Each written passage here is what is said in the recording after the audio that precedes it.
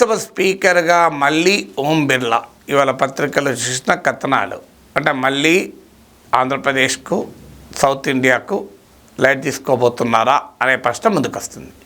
ఎందుకంటే మనం చూసాం పేపర్లలో పురంధేశ్వరికి లోక్సభ స్పీకర్ పదవి రావచ్చు అని, అసలు లోక్సభ స్పీకర్ పదవి టీడీపీ అడగవచ్చు అని ముందు వార్తలు వచ్చాయి. తర్వాత టీడీపీ అడగకపోవచ్చు, ఎందుకంటే టీడీపీకి పదవుల కన్నా ఇప్పుడు ప్రభుత్వాన్ని నడిపించడంలో అవసరమైన సాయం కావాలి కనుక పదవులపైన వారు పట్టించుకోకపోవచ్చు అన్న వివరణ వచ్చింది.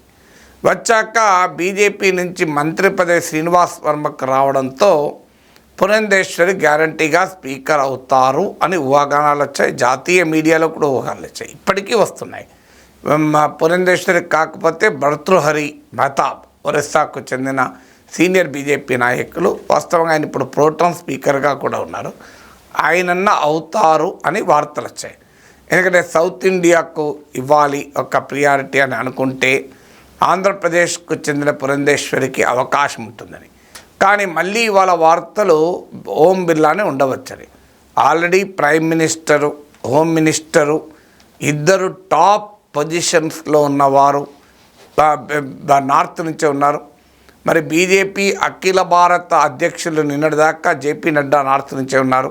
చూడాలి వాళ్ళు ఈసారైనా సౌత్ నుంచి ఇస్తారా, లేదు శివరాజ్ సింగ్ చౌహాన్ లాంటి వాళ్ళు బీజేపీ ఆల్ ఇండియా ప్రెసిడెంట్ కావచ్చు అని కూడా వార్తలు వస్తున్నాయి.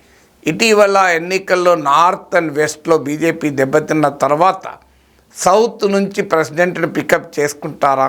ఎందుకంటే బీజేపీ ఊహించని పరిణామం ఏంటంటే హిందీ స్టేట్స్లో దెబ్బతిన్నది, అందులో యూపీలో దెబ్బతిన్నది. అందుకే రాజ్నాథ్ సింగ్ను మళ్ళీ ఆల్ ఇండియా ప్రెసిడెంట్ చెయ్యాలి అని కూడా వార్తలు వస్తున్నాయి. అందువల్ల రాజ్నాథ్ సింగ్ అని అవుతారా, శివరాజ్ సింగ్ చౌహాన్ అవుతారా, ఇలాంటి వార్తలు వస్తున్న సమయంలో బీజేపీకి సౌత్ నుంచి ఆల్ ఇండియా ప్రెసిడెంట్ కూడా అనుమానాస్పదమే. కిషన్ రెడ్డి అవుతారని ఊహించారు, కానీ కిషన్ రెడ్డి కూడా క్యాబినెట్లోకి వచ్చేసాడు. సో అలాంటప్పుడు మరి సౌత్ ఇండియా నుంచి పార్టీ ప్రెసిడెంట్ కారు, ఆ లోక్సభ స్పీకర్ కాదు, ప్రధానమంత్రి, హోంమంత్రి అన్నీ నార్త్ నుంచే ఉంటే పవర్ ఇంబ్యాలెన్స్ కనిపించదా? అందువల్ల భారతీయ జనతా పార్టీకి ఇప్పటికే విమర్శ ఏంటంటే ఇది ఉత్తర భారతీయ జనతా పార్టీ అని. హిందీ డామినేషన్ చాలా క్లియర్గా బీజేపీ పైన కనబడుతుంది. అమిత్ షా లాంటి వాళ్ళు హిందీనే భారతీయ ఆత్మ అన్నారు. హిందీ ఆధిపత్యవాదం బీజేపీ విధానము. ఇలాంటి పరిస్థితుల్లో లోక్సభ స్పీకర్గా సౌత్ ఇండియన్ ఎందుకు ఉండకూడదు? జిఎంసి బాలయోగి, నీలం సంజీవరెడ్డి లాంటి వాళ్ళు తెలుగు వాళ్ళు ఈ పదవిలో ఉన్నారు. అందువల్ల పురంధేశ్వరి ఏ రకంగా చూసినా లోక్సభ స్పీకర్కు అర్హురాలవుతారు. ఎందుకంటే గతంలో ఉన్న ఇద్దరు స్పీకర్లు ఓం బిర్లా రాజస్థాన్ నుంచి, అంతకుముందున్న సుమిత్రా మహాజన్ మహారాష్ట్ర నుంచి. సో ఈ ఇద్దరితో పోల్చినప్పుడు ఇక రిప్రజెంట్ చేసిన నార్త్ రిప్రజెంట్ అయ్యారు, వెస్ట్ రిప్రజెంట్ చేయారు. మిగిలిన వాళ్ళు సౌత్ అన్న ఈస్ట్ అన్న లోక్సభ స్పీకర్ కావాలి. సౌత్ నుంచి పురంధేశ్వరి, ఈస్ట్ నుంచి భర్తృహరి మెహతాబ్ లాంటి వాళ్ళు పోటీలో అందుకే వచ్చారు. కానీ మళ్ళీ north Indian lobby, Hindi lobby మళ్ళీ అసర్ట్ చేసుకుంటున్నట్టుగా కనబడుతుంది. ఎందుకంటే ఇటీవల ఎన్నికల్లో రాజస్థాన్లో బీజేపీ దెబ్బతిన్నది. సో 25 సీట్స్ 2014లో గెలిచింది, 2019లో గెలిచింది. ఈసారి 11 సీట్స్ కోల్పోయింది. కనీ విని ఎరగని దెబ్బ యూపీలో, రాజస్థాన్లో. అందువల్ల బీజేపీ తన సాంప్రదాయ క్షేత్రాల్లో దెబ్బతిన్న నేపథ్యంలో మళ్ళీ అక్కడి నుంచే నాయకత్వం, అన్ని రకాల నాయకత్వం అక్కడి నుంచే ఉండాలి అనే ఆలోచన ఏమైనా చేస్తుందా అనే అనుమానం కలుగుతుంది. మళ్ళీ తెలుగువారికి మాటలే మిగులుతాయా అని. ఖచ్చితంగా పురంధేశ్వరి రిచ్లీ డిజర్వ్స్. ఆమె పార్లమెంటేరియన్గా మంచి పేరు తెచ్చుకున్నారు, కేంద్ర మంత్రిగా మన్మోహన్ సింగ్ క్యాబినెట్లో మంచి పేరు తెచ్చుకున్నారు, పార్లమెంట్లో అన్ని పార్టీల గౌరవాన్ని పొందారు.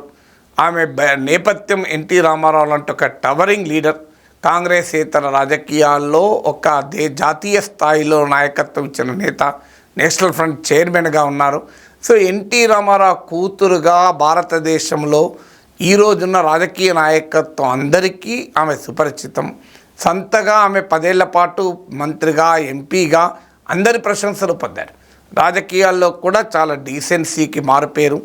ఎక్కడా చిల్లర మాటలకు కానీ, వివాదాస్పదమైన వ్యాఖ్యలు కానీ, నాన్సెన్స్ న్యూసెన్స్ క్రియేట్ చేసే మాటలకు కానీ, సమాజాన్ని పోలరైజ్ చేసే మాటలు కానీ ఎక్కడా పురంధేశ్వరి నోట మనం ఇంతవరకు వెళ్ళే.